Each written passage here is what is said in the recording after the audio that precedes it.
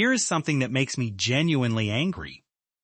A lot of ordinary people are being taught to stare at charts for 6 hours a day, chase 1% moves, and call that investing, while the person quietly buying good assets for years is usually the one who actually builds wealth.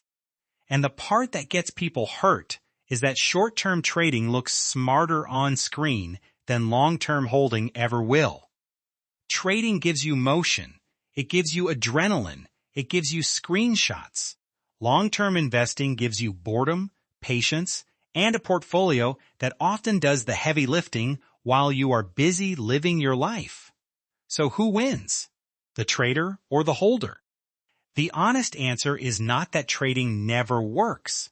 The honest answer is that the scoreboard changes depending on what game you are actually playing, and most people do not realize they signed up for the hardest version.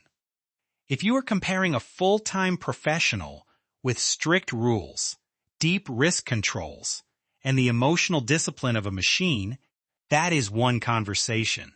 But that is not the person most channels are talking to.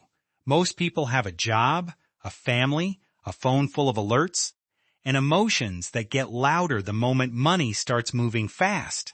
Most people never notice this. Every time you trade, you are fighting on several fronts at once. You are fighting the market, your own psychology, the spread between buy and sell prices, taxes, fees, false signals, and the simple fact that being right about direction is not enough. You also have to be right about timing, size, exit, and what happens next. A long-term holding investor is playing a very different game. That person is asking slower questions. Is this business productive? Is this fund diversified? Are the fees low? Can I keep buying for 10 or 20 years? Will I still own this when the headlines get ugly? It is less exciting, but it is also a game where fewer decisions have to be perfect. Let me make that concrete. Imagine two people each start with $10,000 and then add $500 every month for the next 15 years. One person trades actively and manages to earn an impressive gross return before costs, but gives up part of it to taxes, mistimed exits, and a few ugly losing streaks. The other person buys broad, low-cost funds, keeps contributing, reinvests everything, and mostly leaves the account alone. At first, the trader feels like the obvious winner. Some months are explosive. There are quick gains, green screenshots, maybe a great week after an earnings move or a market bounce.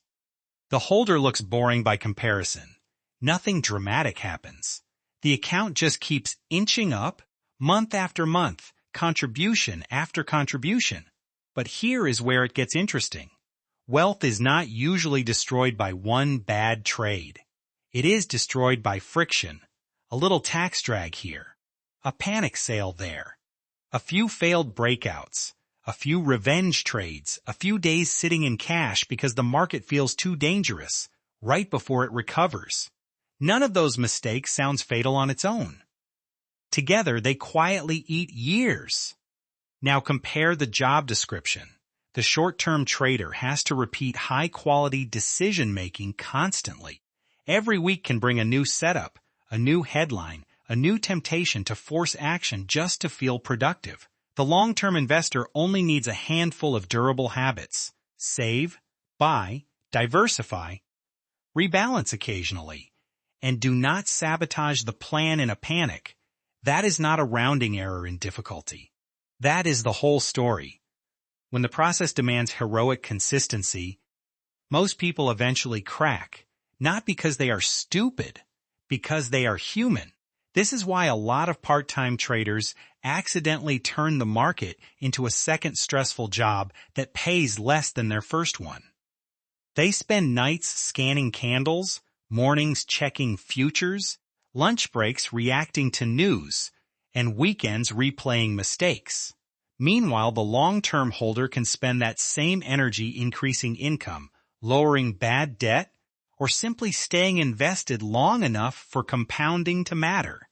and compounding is brutally unfair in the best possible way. It rewards time more than drama. The investor who captures many ordinary years often beats the person hunting extraordinary weeks. There is also a tax issue that people love to ignore because it is not cinematic.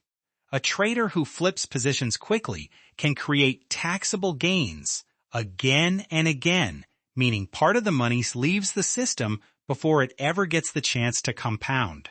A long-term investor often keeps more capital working inside the portfolio for longer. More money stays on the field.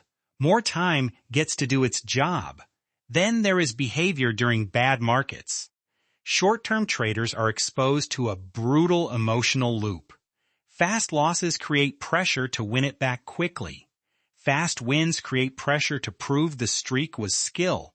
Both emotions can push people into oversized positions. Long-term holders still feel fear, of course, but their playbook is simpler.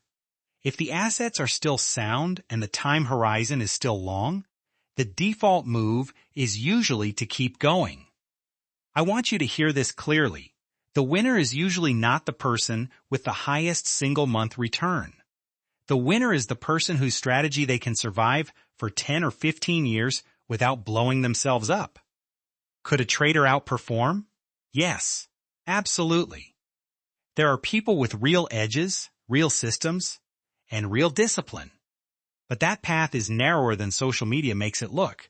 It requires skill testing, emotional control, position sizing, loss acceptance, and a willingness to treat trading like a professional risk business, not a personality trait. For everyone else, long-term holding has a hidden advantage. It turns your biggest weakness, emotion, into a smaller factor. You automate contributions. You reduce the number of decisions. You let diversification absorb some shocks. You stop demanding that every week prove you are smart. Here is a simple test. If a strategy requires you to watch the screen constantly, react faster than thousands of other participants, and stay calm while real money swings around every hour, you are not choosing a shortcut. You are choosing a high-performance profession. And professions punish amateurs. A long-term investor can still be aggressive. They can still build serious wealth. They can still beat inflation, own productive assets, and reach financial freedom.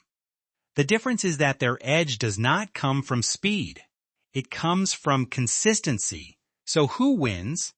Short-term traders or long-term holding investors? For a tiny minority with genuine edge, trading can win. For the average person trying to build wealth while living a normal life, the long-term holder usually wins because the game is simpler, the friction is lower, and the odds of staying in the game are much higher. Log in tonight and ask yourself one uncomfortable question. Do you want entertainment or do you want wealth? Because the market will happily sell you entertainment every single day. Wealth usually arrives much quieter than that.